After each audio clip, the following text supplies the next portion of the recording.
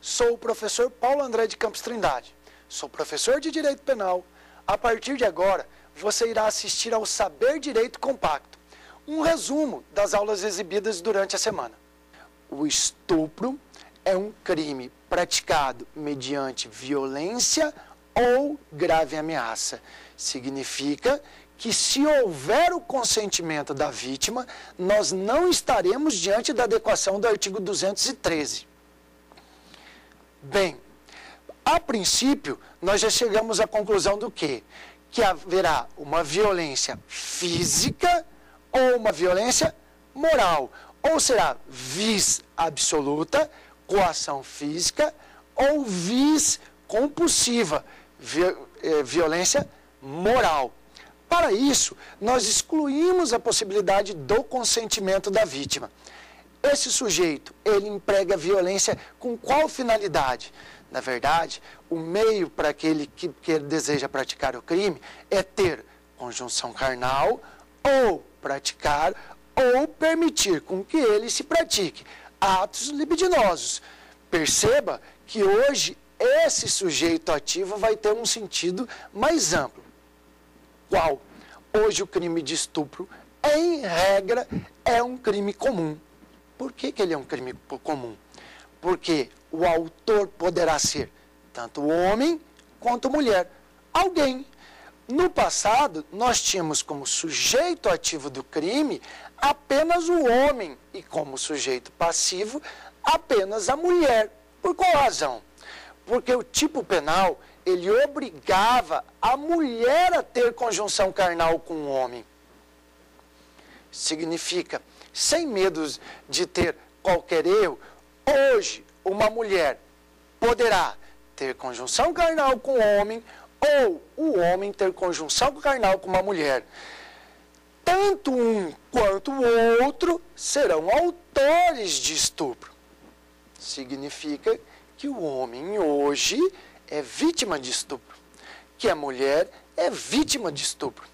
No passado, a problemática era o seguinte: imaginemos que a mulher coagisse o homem a manter com ela a conjunção carnal.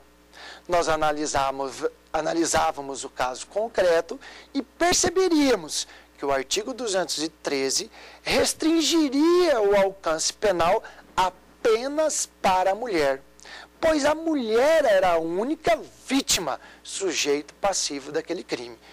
Por que era assim? Não se imaginava, na década de 40, que um homem pudesse constranger, uma mulher pudesse constranger um homem a manter conjunção carnal com ela. Depois da lei 12.015, essa alteração mudou. Por quê? Porque hoje, toda mulher que obrigar o homem a manter com ela a conjunção carnal, nós estaremos diante de um sujeito ativo, mulher, e de um sujeito passivo, homem. O homem é vítima do crime de estupro, sem problema nenhum. Qual é o problema aqui que poderia surgir? Imaginemos que a mulher coagisse um outro homem a manter conjunção carnal com outra mulher. Preste atenção no exemplo. A mulher, mediante violência ou grave ameaça, constrange um homem a ter conjunção carnal com outra mulher.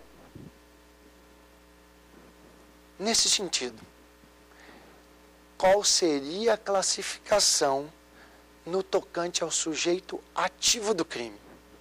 A mulher seria autora, coautora ou partícipe do crime?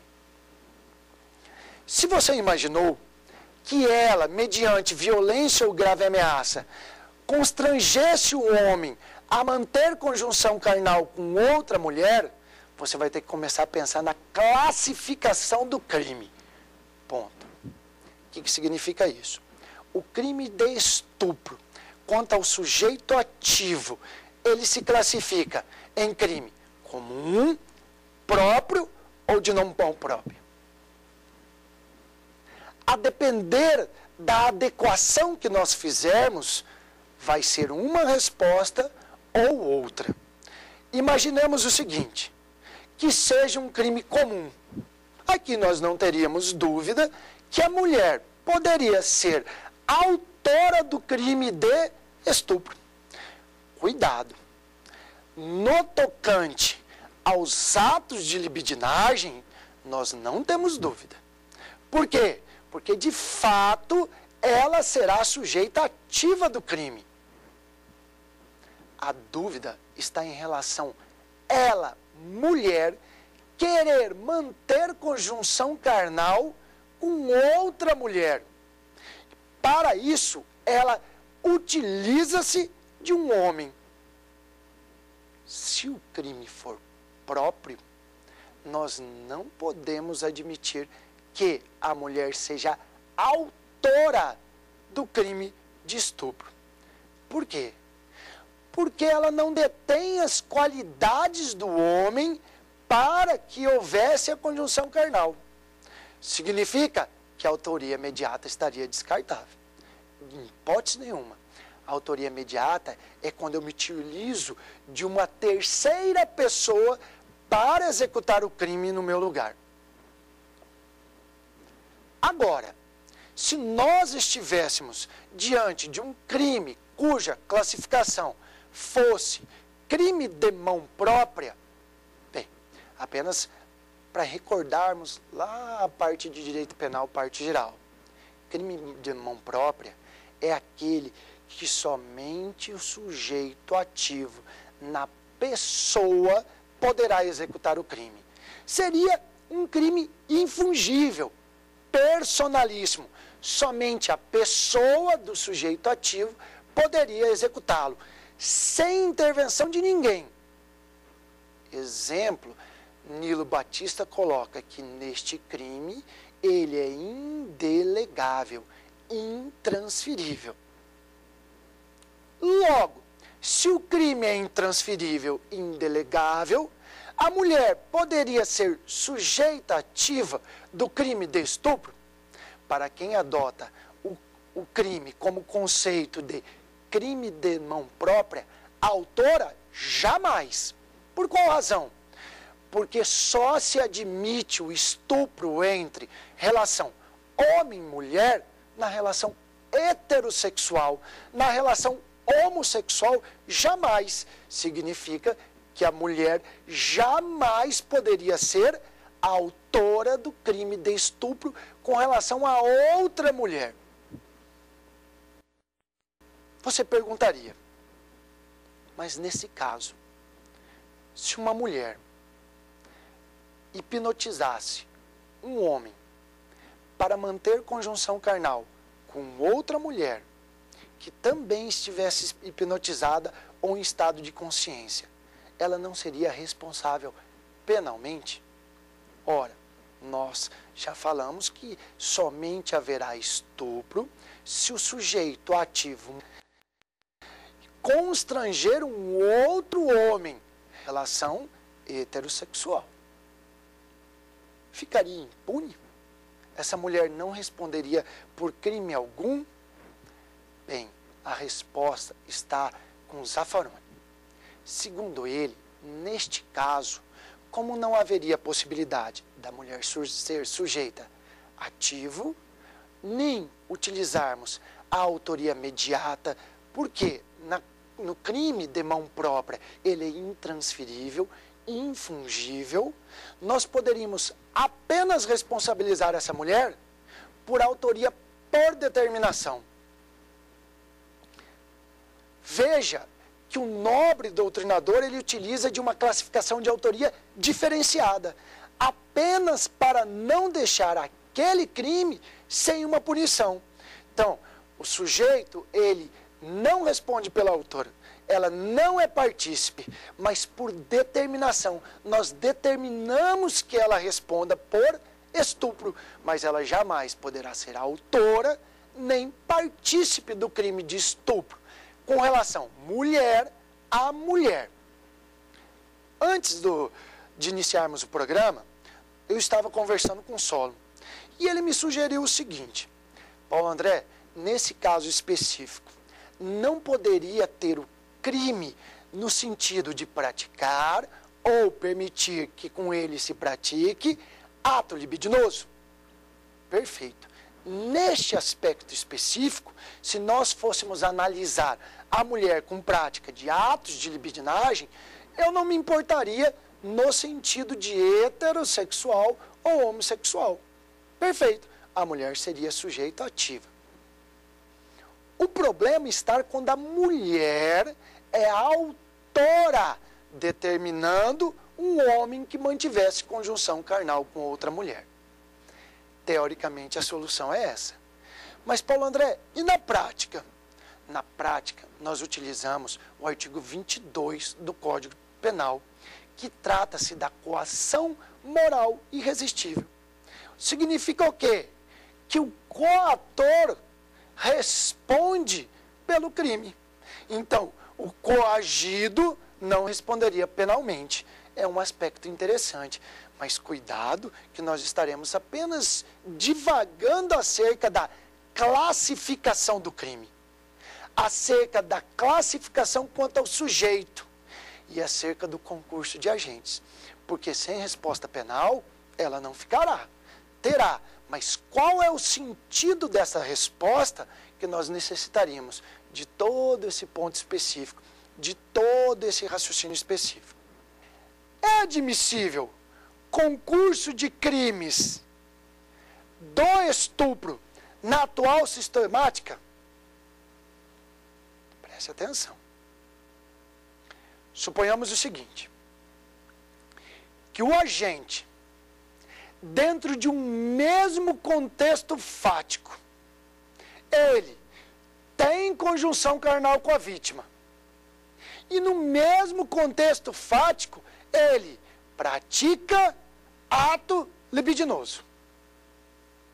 Então, o mesmo sujeito, no mesmo tempo, no mesmo lugar, manterá conjunção carnal mediante violência ou grave ameaça e, logo em seguida, praticará ato libidinoso diverso de conjunção carnal. Na sistemática anterior, nós tínhamos severas controvérsias.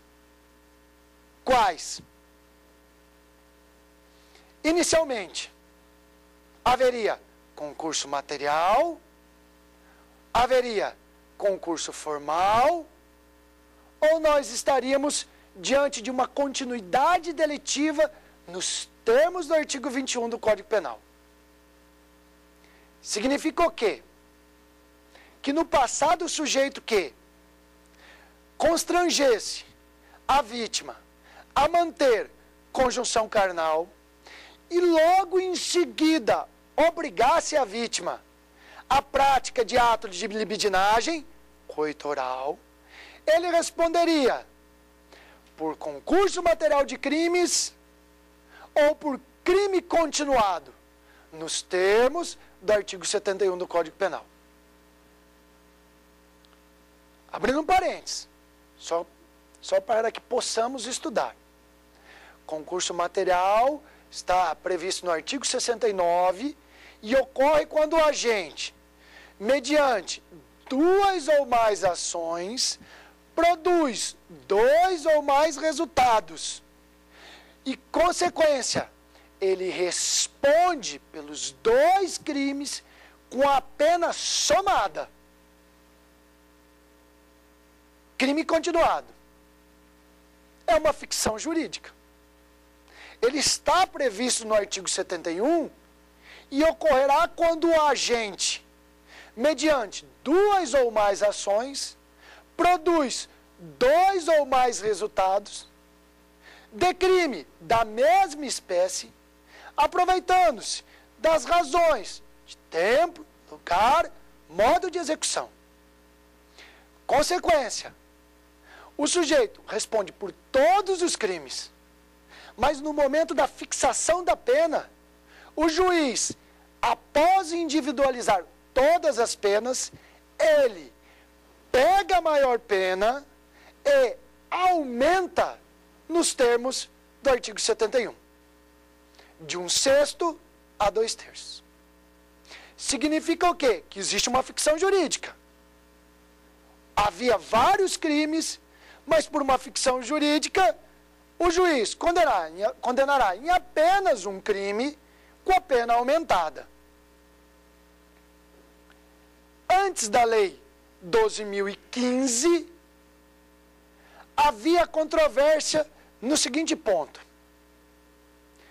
Quando o agente praticasse ato de libidinagem e no mesmo contexto fático mantivesse conjunção carnal com a vítima, ele responderia nos termos do artigo 69, concurso material, 2 crimes, somam-se as penas, ou nos termos do artigo 214 do Código Penal e 213, combinado com o artigo 71. Essa controvérsia acabou. Por que acabou? Hoje, o crime de estupro e atentado violento ao pudor são crimes que estão incorporados dentro do artigo 213. Significou que o agente, em um mesmo contexto fático, mantiver conjunção carnal, ou se ele praticar ato de libidinagem, ele responderá por crime único. A solução parece simples.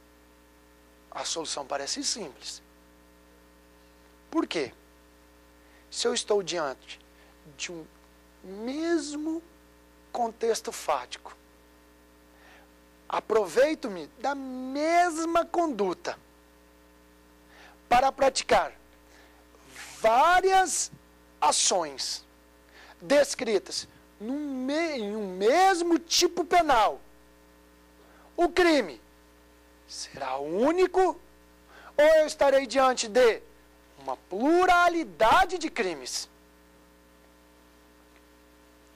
Aqui nós temos uma controvérsia no STJ e STF, que está pronto para se encerrar.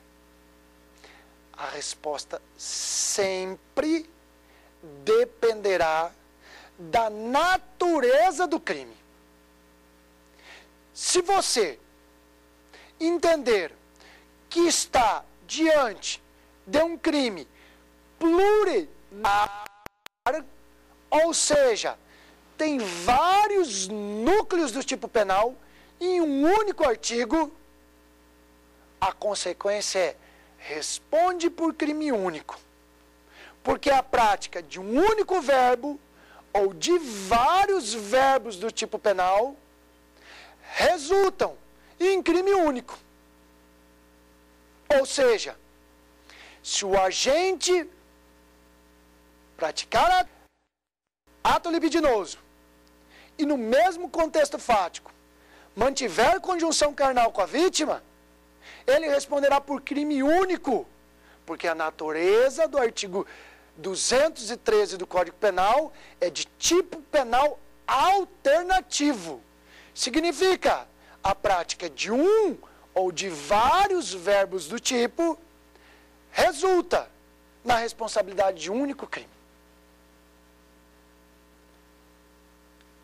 Em junho do ano passado, o STJ apreciou a matéria e entendeu de forma diversa. Da seguinte forma: para a turma do STJ, para a 6ª turma do STJ, o crime de estupro, na nova roupagem da Lei 12.015 de 2009, é um tipo penal cumulativo. Significa o quê? Que embora esteja sejam em um mesmo tipo penal vários núcleos do tipo penal, eu somo eles, eu acumulo eles. Porque o legislador, na verdade, não quis beneficiar ninguém retirando o atentado violento ao pudor. Pelo contrário, a Lei 12.015 veio para agravar as circunstâncias do agente. Nesse sentido, o ministro entendeu que a prática de um ou de vários verbos descritos em um mesmo tipo penal, no mesmo artigo 213, consiste em vários crimes, consiste em uma pluralidade de crimes. O agente deverá responder por quantas condutas ele praticar. Qual é a consequência adiante?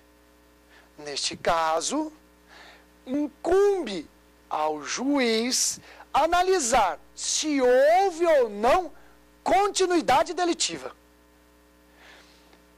Bem histórico isso daqui, ó. Nós estamos de dois posicionamentos divergentes entre STJ e STF. STF vem entendendo no sentido de ser tipo penal alternativo, ou crime de ação múltipla ou conteúdo variado. Consiste em um único crime a prática de vários verbos descritos no tipo penal. Por isso que é alternativo. Recentemente, houve mais uma manifestação do STJ e alterou a posição anterior. Significa o quê? Que hoje a controvérsia acerca da natureza do artigo 213 ser tipo penal alternativo ou tipo penal cumulativo. Logo, alternativo crime único, cumulativo vários crimes. Acabou por quê? Porque o STJ reconsiderou a sua posição e unificou o entendimento que manter conjunção carnal, praticar ato de libidinagem ou permitir a prática de ato de libidinagem consiste em crime único. Mais nada. Se nós analisarmos o artigo 225 do Código Penal, nós observaremos que o legislador não fez menção às qualificadoras do artigo 213. Então, significa o quê? Que aparentemente eu estou diante de uma ação penal pública condicionada, porque o legislador expressamente trouxe no artigo 225 a ação penal pública condicionada, nos capítulos previstos 1 e 2. No parágrafo, ele já avançou e acabou mencionando acerca dos crimes cometidos contra vulneráveis e nos crimes cometidos contra menor de 18 anos. No tocante à qualificadora dos crimes de maior de 14 e menor de 18, até aí tudo bem. Por quê? O próprio parágrafo está mencionando que procede mediante ação penal pública incondicionada.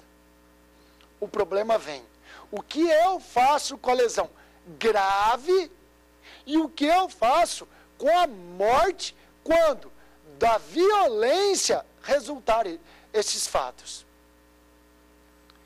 Chegamos até o ponto de alguns doutrinadores sugerirem que, a partir de hoje, a ação penal com resultado morte e com resultado lesão grave passou a ser condicionada à representação, porque o legislador expressamente definiu no caput do artigo qual era a ação. E quando ele expressamente definiu como incondicionada, ele restringiu menor de 18 anos e estupro de vulnerável. Qual é a melhor forma de se interpretar esse questionamento? Ainda aplica-se hoje a súmula 608 do STF. Em que consiste a súmula 608 do STF? Na antiga forma do estupro presumido.